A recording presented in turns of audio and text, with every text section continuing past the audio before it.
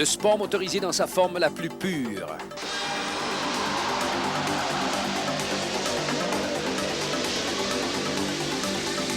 Des voitures qui circulent sur de vraies routes et qui vont vraiment vite. C'est une course contre la montre.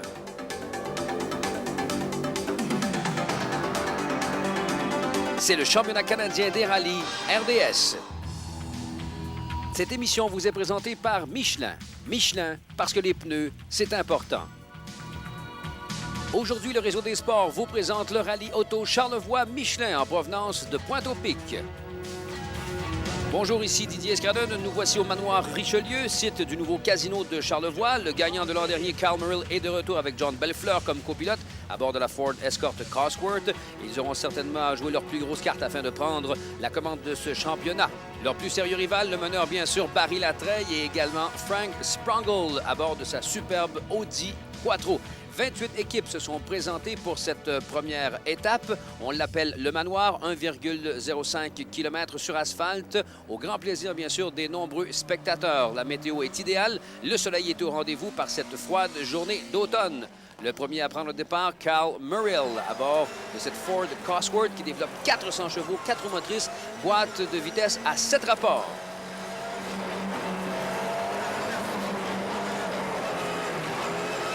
Alors, il faut savoir être très prudent puisque les pneus sont encore très froids.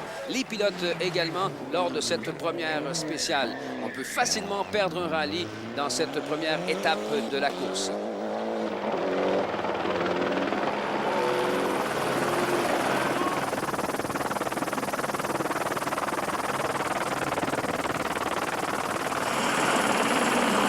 Oh, Kyle Merrill qui perd le contrôle de la Ford Escort et qui s'arrête tout près d'un poteau.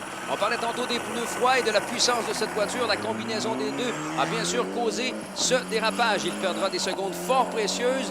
Il réalise un temps de 56 secondes pour Merrill et Bellefleur. Deuxième participant, les frères Sprangel sur la Audi Quattro S2. Une autre superbe machine de compétition. On parle ici d'une voiture qui développe à peu près 300 chevaux. Les frères Sprangel font comme métier, justement, la préparation de voitures de course.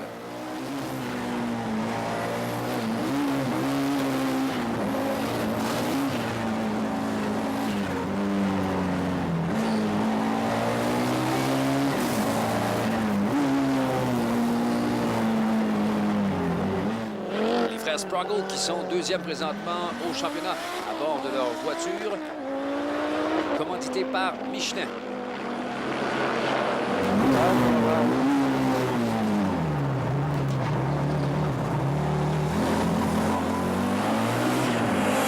Sage de leur côté dans ce fameux virage où tantôt Merrill a éprouvé la difficulté. Ils arrêteront le chrono à 45 secondes. C'est jusqu'à présent, bien sûr, le meilleur temps. Yves Barbe s'amène avec Végile Lacroix. C'est la toute première sortie de cette voiture. Une Eagle Talon TSI Turbo 4 roues motrices. Il court pour la première fois dans la classe ouverte. Par contre, on n'a pas terminé les modifications sur cette voiture.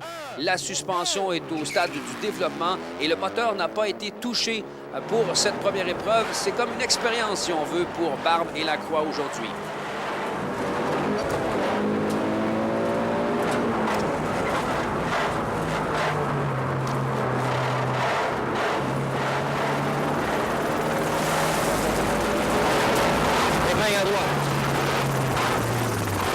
Magnifique prise de vue sur le pare-choc avant de la Eagle Talon 1995 de Barbe, alors que s'amène le duo Latreille et Latreille, monsieur et madame, à bord de leur Eagle Talon. Je vous rappelle qu'ils mènent présentement le championnat canadien. Notons aujourd'hui l'absence de Tom McGear qui ne peut défendre son titre, retenu par son travail.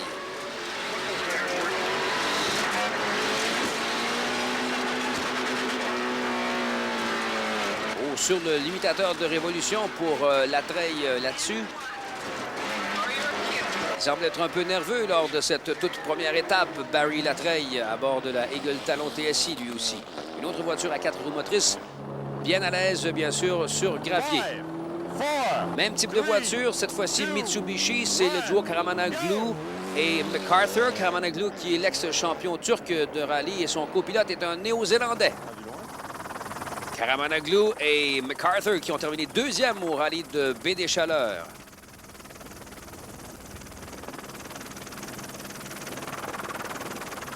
Oh, oh! Perte de contrôle pour Karamanoglu et oh! La voiture s'est renversée. Choc violent dans cette toute première étape. Ils n'ont pas fait un demi-kilomètre de rallye et se retrouvent sur le toit. Alors, les secours, bien sûr, qui accourent. On va voir qu'est-ce qui s'est passé. Des images qui nous sont fournies par Fabio Junquedo, qui est un caméraman amateur qui était sur place. On voit que dès qu'il perd le contrôle, il bloque les roues. Au lieu d'essayer de se sortir de cette impasse, le résultat est violent.